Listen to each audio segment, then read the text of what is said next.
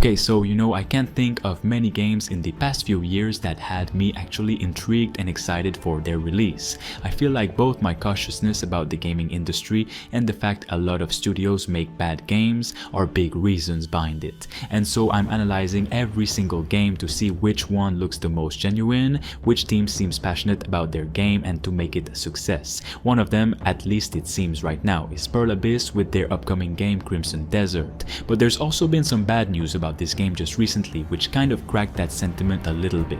The first time I saw it, I remember thinking, this is the one. Not just another fantasy RPG with some swords and castles slapped together, but something genuinely different. It had that rare energy you only get from a project where the developers clearly want to give something worthwhile and absolutely filled with content. And from day one, that's been the hook. Crimson Desert looked huge, visually, narratively, mechanically.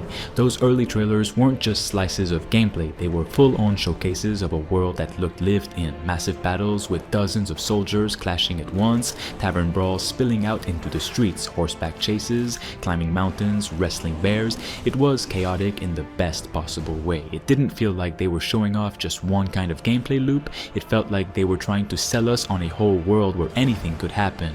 And the art direction, it nailed that sweet spot between grounded and cinematic. But as is so often the case with projects of this size and scope, the story behind the scenes has been complicated. This game was first announced years ago, originally slated for a 2021 release. That was ambitious even then. It got delayed indefinitely, and for a while I think a lot of us quietly wondered if it had been shelved altogether. Then, out of nowhere, it resurfaced with a 2024 target, which slipped to 2025. Now here we are in August 2025, and Pearl Abyss has confirmed it's moving again, this time into Q1 2026.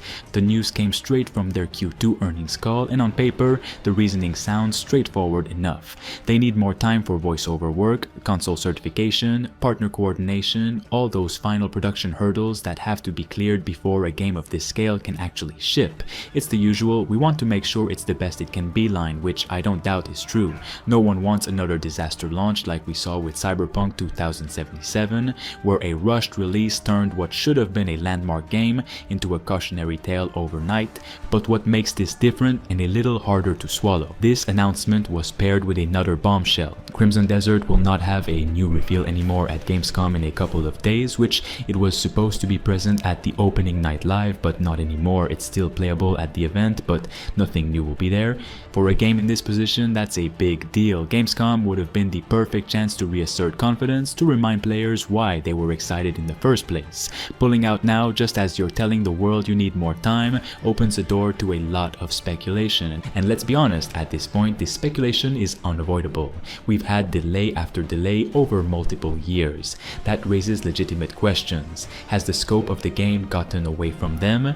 Is the technology proving harder to wrangle than expected? Or is this just the reality of modern game development, where the scale of what's being attempted means you have to budget for years of iteration? Because here's the thing, Crimson Desert isn't just ambitious in a big map, lots of quests kind of way. This is an in-house engine. This is advanced AI systems, large-scale battles, seamless transitions between wildly different activities. You can go from a personal duel to commanding troops in a siege, from exploring the countryside on horseback to scrambling over rooftops in a bustling city. We've seen snippets of fishing, of puzzle solving, of stealth sections, of huge boss fights, and even quiet atmospheric moments. Each of those systems has to be polished on its own and integrate smoothly into the whole. The main character, Macduff, isn't your typical chosen one archetype either.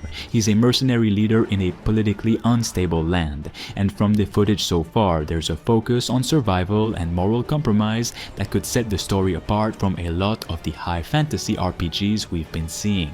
If Pearl Abyss can land the narrative beats while delivering a mechanically rich, unpredictable open world, this could be something truly special.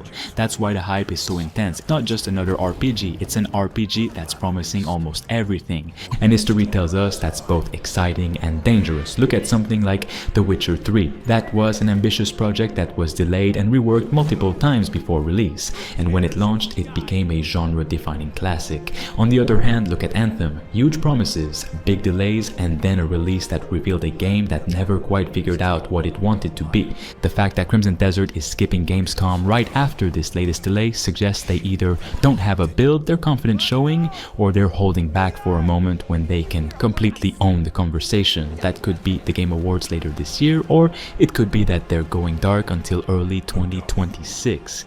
Either way, it's not the decision you make when you've got a slam dunk, show-stealing demo ready to go. From a player's perspective, this is where things get complicated emotionally.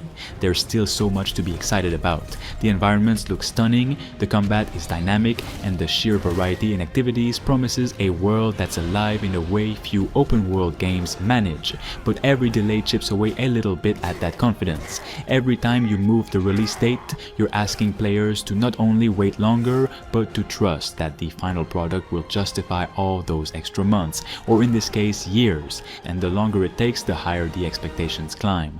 When Crimson Desert finally releases, it's not just going to be compared to other games launching that quarter.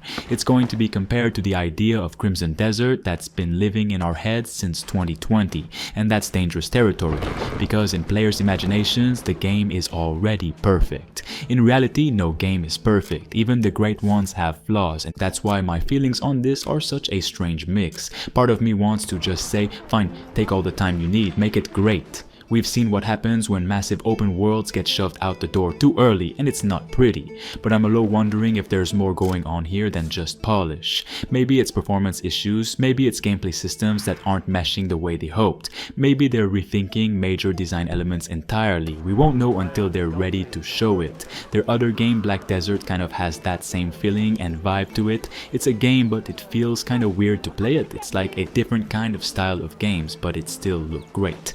The optimist in me thinks about how Zelda Breath of the Wild was delayed multiple times, skipped events, and still ended up as one of the most celebrated games ever made. The pessimist in me thinks about games like Duke Nukem Forever, where years of changes and reworks turned the project into a patchwork of mismatched ideas.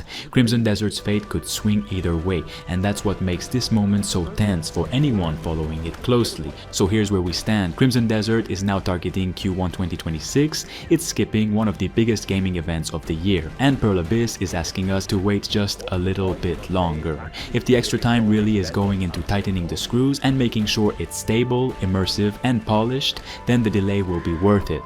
But if we get to early 2026 and see yet another push, or a final product that feels half-baked, then this long road will look a lot more like a warning sign we all ignored. For now, all we can do is watch, wait, and remember that ambition in game development is a gamble. Sometimes it pays off in masterpieces, sometimes it burns out before crossing the finish line.